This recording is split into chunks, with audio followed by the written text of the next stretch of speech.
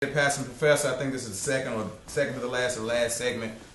During the break, we were talking about, I guess, an audience member had some insightful comments, really dealing with, I guess, the Christian prophetic tradition, and then we were dealing with it. You don't have to be Christian. Doesn't have to be a Christianized prophetic tradition.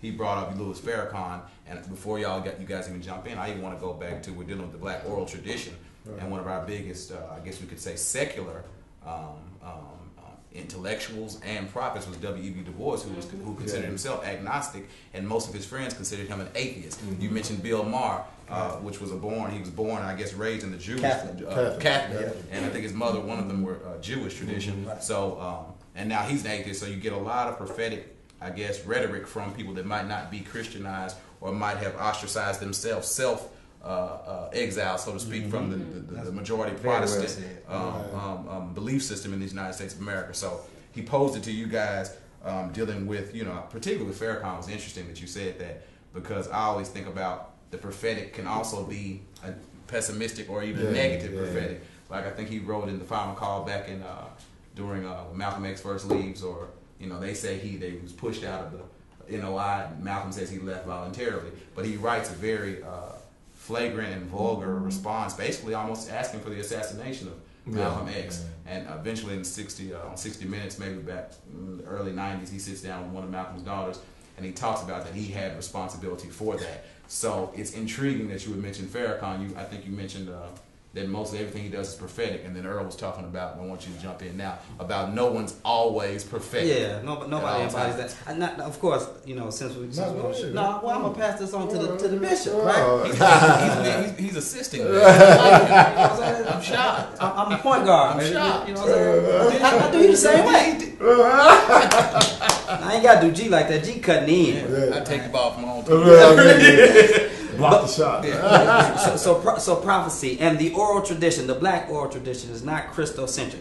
In fact, so when G says this notion of secularism, in essence, that is a byproduct of Platonic dualism that is not consistent with Afrocentrism. So the African school of thought, the way ancient Africans thought about the cosmos and the universe, everything was sacred.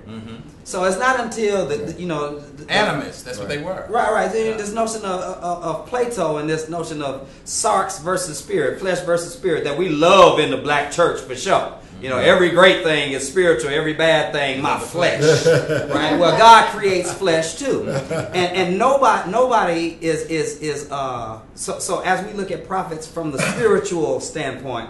No human is so spiritual that everything that comes out of their mouth is prophetic.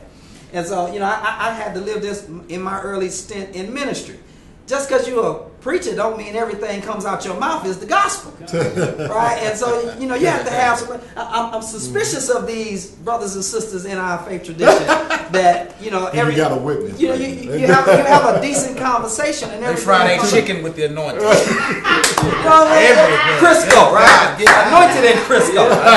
Hey, look, there's some glory in some chicken. There's some glory in chicken. But I think we need to be mindful, right? And you can pick back up, because you're doing Turner, AME Bishop, Christian brother, right? But at the same time, the prophetic tradition through Abraham Joshua Heschel, not a Christian, I think a Jewish brother, right? And even notice we affirm the prophet Elijah Muhammad. The prophet, this brother, and this sort of stuff. So isn't it an important? Let me frame it like this. If you had to pick one between rhetoric, race, and religion, which branch is the most influential? Which one would you pick and why? Oh, wow. I try to, as I said earlier, the phenomenon that I examine, I try to do it from a religious lens. So I do religion. So, but it just leads me back to race. Right. They are intertwined. But let me just go back and just talk about this notion about, the prophetic not necessarily having to be Christian, and that is correct. Or religious at all. This whole notion. Depending on how we define religion. This whole notion, and one of the reasons why I define it as grounded in the sacred. Whatever a person or a group of people deem as sacred, if I can appeal to you to come back to, or to live up to, whatever that may be, now, For Christians, it may be God, but for a lot of Americans, it's the Constitution. Mm-hmm. Yeah. It's the Bill of Rights. Right. It's the Second Amendment. So, you know, since we're into that History debate now, and whatever, yeah. and you exactly, you know, right? You're trying to, you know, here in Memphis, you know, we're gonna have the Klan gonna rally. We're gonna be there 2 days before. Right, so Matter of fact, check the pastor and the professor show out 2 days before they make it to town. At Forest Park. Yeah. So we gonna, you know, That would all be, because not Forest Park. That'd be Wales Barnett. Forest Forest Park. I'll be Wales. we were not for that. But anyway, yeah, people looking at that as sacred. Now, that does not appeal to, you know, maybe us three, of course, but to a group. Right. That Yeah, may it be. is So you mentioned funny you mentioned W.E.B. Du Bois because that's the new figure that I'm working on now. Had an opportunity rather last week to be down in Atlanta to take part in the Du Bois conference. Real nice, and met some Du Bois scholars down there, and I've located Du Bois within the prophetic tradition, and so now I want to do further work on developing, because I see a trajectory in Du Bois's life that mirrors Turner's. Okay. Du Bois started off as this optimistic prophet, you know, but right before he dies, he's this pessimistic prophet, so pessimistic that he dies in Ghana. Yeah. You know, renouncing, you know, America and this whole notion of Well, he couldn't get his passport. Right, couldn't get his He passport. wanted to come back. Right, yeah, right, true. But you know, Yeah. exactly. But this whole, but he did kind of renounce this rapacious notion of capitalism, this greed, and all this. So which is a sacred element in this country as well too. So I want to further, you know, look at Du Bois and look at, you know, some of his writings and speeches and stuff. So hopefully I get a chance to unearth some of that, because it's so funny that Du Bois and Turner knew each other. Of course, it was Turner that gets Du Bois to Atlanta in 1905 to begin the Niagara movement. You know, to invite, you know, and Turner begins this process, but he's thinking Turner is a little bit pessimistic. You know, Turner is like, you know, you're the old warrior, you done fought many of battles, it's a new day now, and we're going to usher in, and all we have to do is just educate folk and get a talented tenth, and everything is going to be all right. That's what you meant. We can just, if I can just, you know, educate people, and what he found out is that, you know, that was not the case, of course, at all. But you know, and as far as the intellectual prophet is concerned, he's a problematic figure in general, and everyone's kind of yes, definitely, and he's probably been mimicked so much by everyone. In essence, that's the plan they're trying to. You know, when you look at how he grew up, and how he goes to Germany, and he's doing his studies in Harvard, and he had, by the end of his life, you know, seems like the idea of anything that was antithetical to communism was sacred, right? And then he embraces communism, and then they call him a socialist. He's on the McCarthy list, right? He's blacklisted. But I think he's done a lot of negative. I think his image has been kind of negative for the public intellectual, the black public intellectual, just like King's has for the black preacher / activist, because everyone's parroting these individuals, right? And so it's no individuality or nothing new or creative about what they're doing. And unfortunately, it's just like with sports. I don't know what Jordan would be today, or what Ali would be today. We could, you know, some things are for that time period, that era. Who was like, you know, Jordan and Kobe or whoever, and but Bron. things are different from right. the guys in the '80s who would guard him to the guys who guard him. So I'm thinking that's really damaged. Do you think that these type of ideas, the posterization of these black legends, whether it be the religious or the theological prophetic tradition, or the non-theological, the non-sacred prophetic tradition, has this damaged the 21st century? I mean, I can see some reasoning in that, and your point. Here's my only slight pushback. My thing would be that then, as Turner once said, going back to Turner, who is it that you then look up to? Who is it that you then say, you know, okay, you know, not that I want to be like you, but you know, I see some elements that you know that I might incorporate. And I want to draw some inspiration from it. And I think you know you're not perfect by any means. You know the old saying is that you never really want to get to know your sheroes or heroes, right? You know, let's keep them afar, right? Because if you get to know a person, you're like, but so taking your divorce. So a scholar. A would-be scholar, somebody that's just come to college, 18, 19-year-old freshman, is enrolled in the college, and you put in Souls of Black Folks in there in her hands, right? And she begins to read this, and all of a sudden she gets excited about it. She said, "Wow, I've never seen this before." Then she started reading other women writers, and all of a sudden, by the time she's ready to graduate, she's coming to you and saying, "You know what? I want to go to grad school. I want to do what you did." I don't see anything wrong in and of itself with that part of it.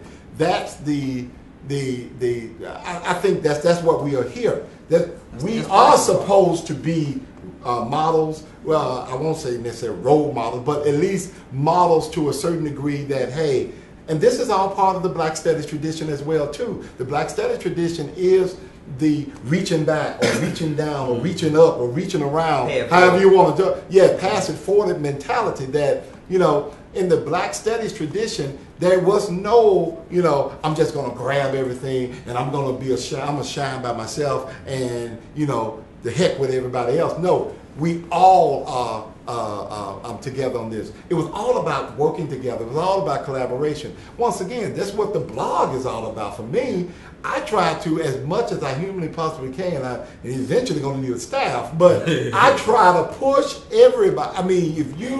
I want everybody to get out there because you got great ideas. And whatever the little things that I can do to help. And if somebody's looking at me and saying that, you know, I want to go to grad school because I met you, that's okay.